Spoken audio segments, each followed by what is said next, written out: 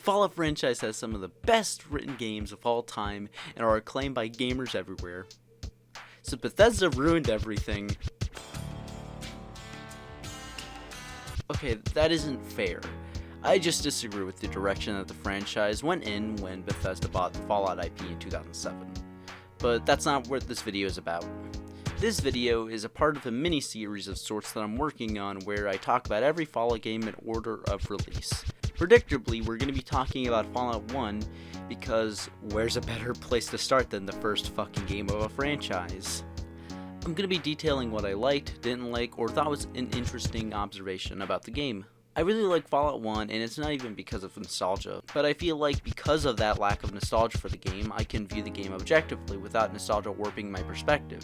Because I'll be the first person to admit that some of the aspects of Fallout 1 have aged like milk, but I feel like those are either due to engine limitations, hardware limitations, or lack of time. Which is why Fallout 2 is the best sequel ever made in the history of the fucking universe, and if you disagree, I'll put you in a fucking casket.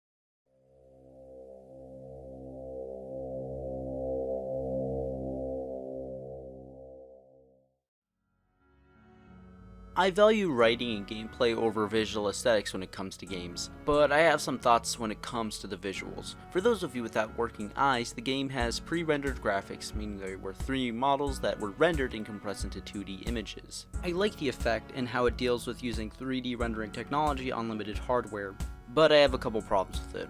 For starters, some items are too small to see, some blend in the background, the lighting is garbage, so you can't see them sometimes, don't look like the item that they're trying to represent, or don't look interactable.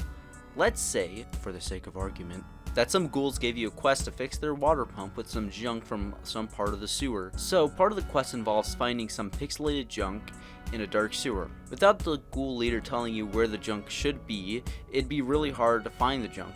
I think this is a problem because there's a lot of useful things that are practically invisible because of this. I swear I'm not talking about this because I have a VFX degree, okay? I swear.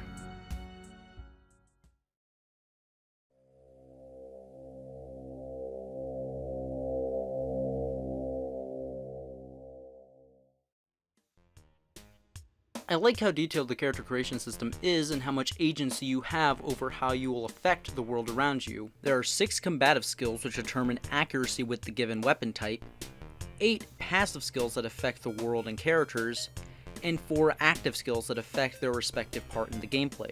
You can tag 3 skills to specialize in, and tagging those skills makes those skills a viable method for solving your problems. To use the quest for the water chip as an example, you can choose to put all your skill points into combative skills to kill the mutants there to get past them, sneak past them if you have a high enough sneak skill, or talk to Harry with a high speech skill and convince him to let you go. Another cool thing is that there's multiple ways to do or get what you want.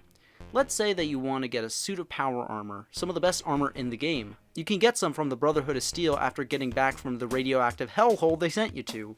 You have a couple of ways of getting the power armor: saving one of their friends from the hub, lying about a power armor request to the storage boy, and helping some guy fix some power armor by getting a part from the storage dude by lying to him. Man, poor guy. Traits are also something to factor into making character creation more interesting. Traits are things that you can choose for your character that have benefits and penalties. They can really help a character build if you're willing to sacrifice something. If you don't value a high carry weight and are able to play without crippling your limbs very often, small frame is something neat since it'll give you +1 agility in exchange for those penalties. Perks are also neat since they give your character cool abilities that require a specific amount of points in a skill to show up. If you got a lot of points into a skill, the game rewards you by giving you that option to pick that perk for that skill. Have a lot of points in a sneak, now you can run and sneak, something that you couldn't do before, then sneak better in the dark, and then do double damage while successfully sneaking. It's cool since it gives more value into putting points into skills, because not only will you have that as an option to solve your problems, you'll unlock a cool perk that'll change the way that you play the game.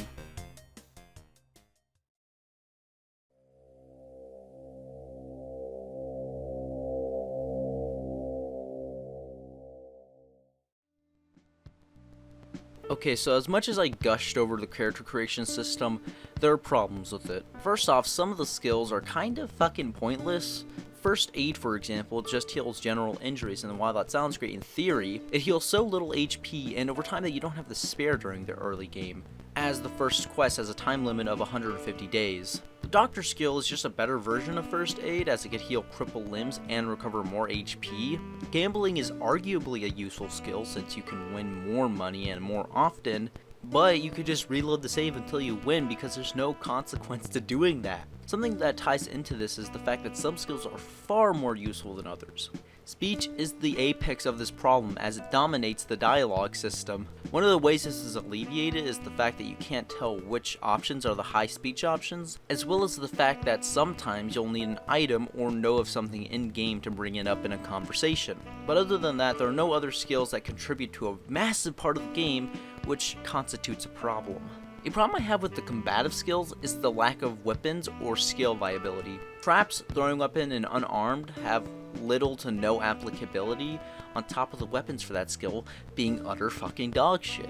Small guns and melee weapons are pretty good in the early game, but quickly lose their usefulness as energy weapons and big guns are far more powerful. My biggest problem with the perk and trade system is that there are some of them that are kind of fucking useless, boring, or shouldn't be perks and should just be a character default. Like, wow, healer, I can heal like 2 to 5 more points of damage. Or, wow, night vision, I can see slightly more in the dark. Or, wow, I could level up slightly faster. All the stat boost perks are boring because all they do is put points into skills and stats. And friend or foe should just not be a fucking perk. Someone on the Fallout 2 dev team thought so too, since it's on by default in that game. Not to say that there aren't any cool perks, like awareness is cool, and the sneak perks are useful for those character builds, and the diplomatic perks are cool too, but I wish there were better and more varied perks, especially for weapons, as the weapon perks are fucking boring. One of the underlying reasons for this flaw in the design of perks is that at some point in development, Fallout switched to the GURP system to the special system. Most of the perks were developed with the GURP system in mind, so when they switched to the special system, it made some of the perks have marginal effects on gameplay.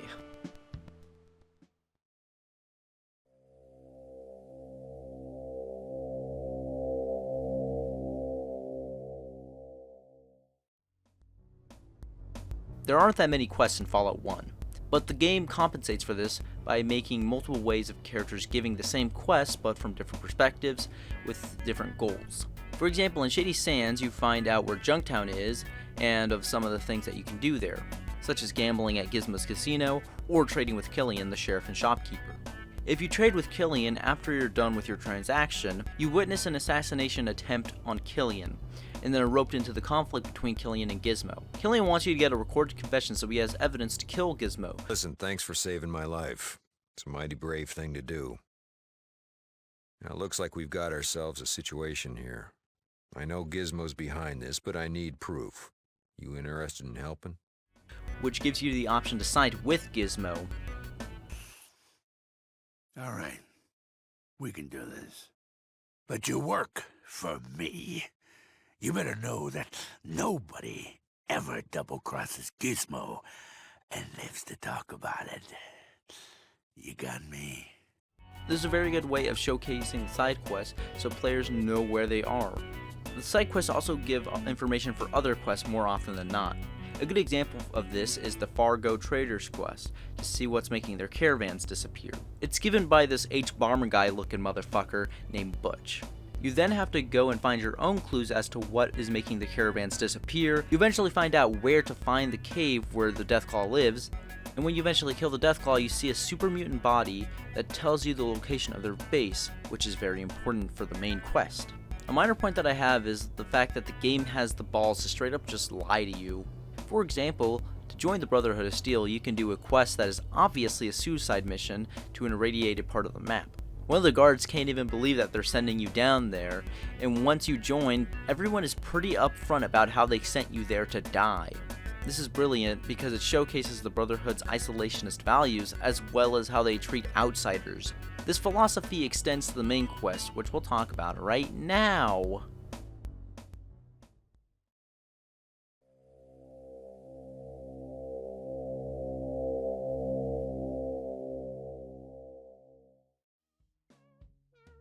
The main quest is really good at easing the player into the world of Fallout. Your quest starts with the Overseer briefing you on what your task is, why you're doing it, and what happens if you fail. He tells you where you might find another water ship and marks Vault 15 on your map.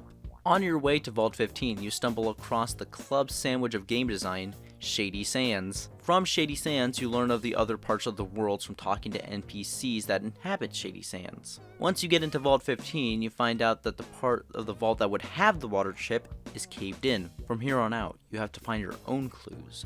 This is fucking brilliant because it forces you to interact with the world and find out how you want to deal with your quest. The world is designed to tell you where to go and when, even though you can technically go anywhere at any time.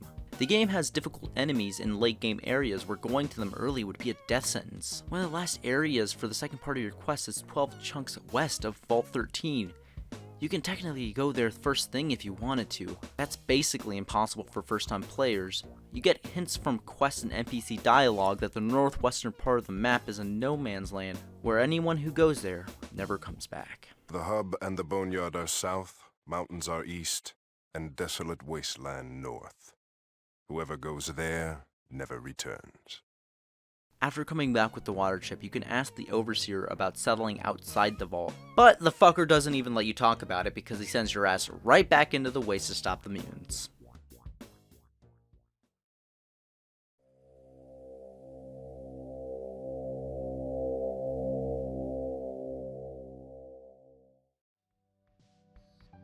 I was going to write about the themes of Fallout, but I think the opening cinematic tells you everything you need to know about the game. The 50s artwork, the US annexing Canada, US soldiers in power armor killing Canadian freedom fighters and pinning out to a ruined city. That's all you need to see in order to know what the themes of Fallout are. But for those of you who don't understand, I'll spell it out for you.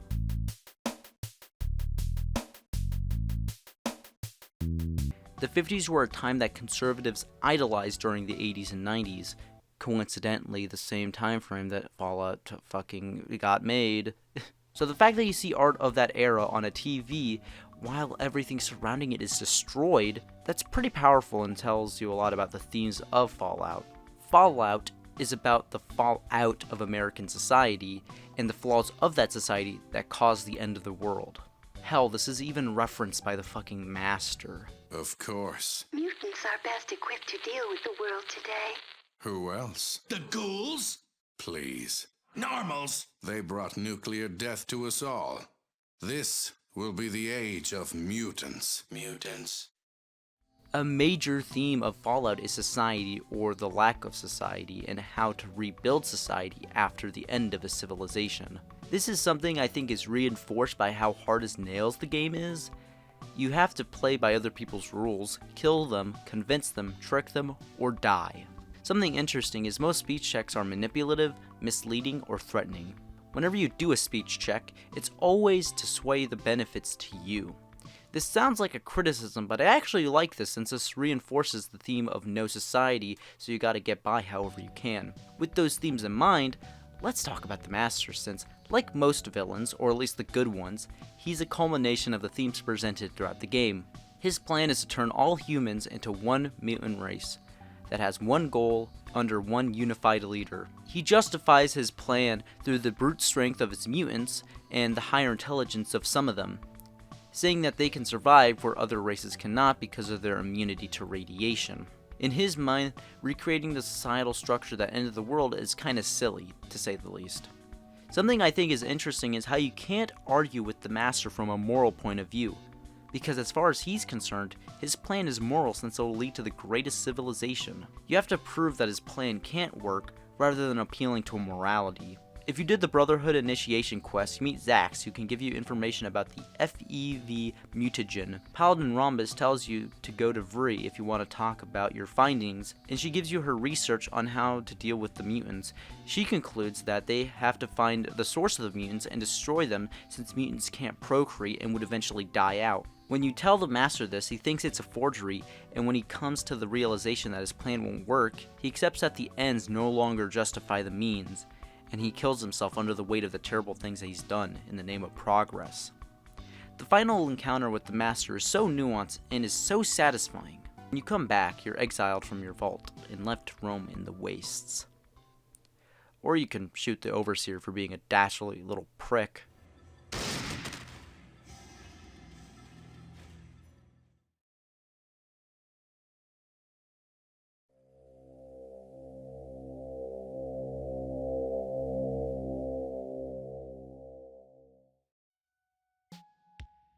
So in conclusion, I like Fallout despite the fact that it has a lot of flaws, because overall I can get past most of them. I feel like if you're like me and love the OG Fallout games, you kinda have to move past all the flaws of both the engine and the limitations of hardware at the time. But I'd understand if someone were unable to enjoy the game because of that jank. But that isn't the case for Fallout 2. As alluded to at the beginning of this video, because for the most part, Fallout 2 fixes a lot of the problems I have with Fallout 1. The companions, more applications of skills, more weapons, more enemies, more quests. It's basically the perfect sequel. But I'll talk about that next time. Good night.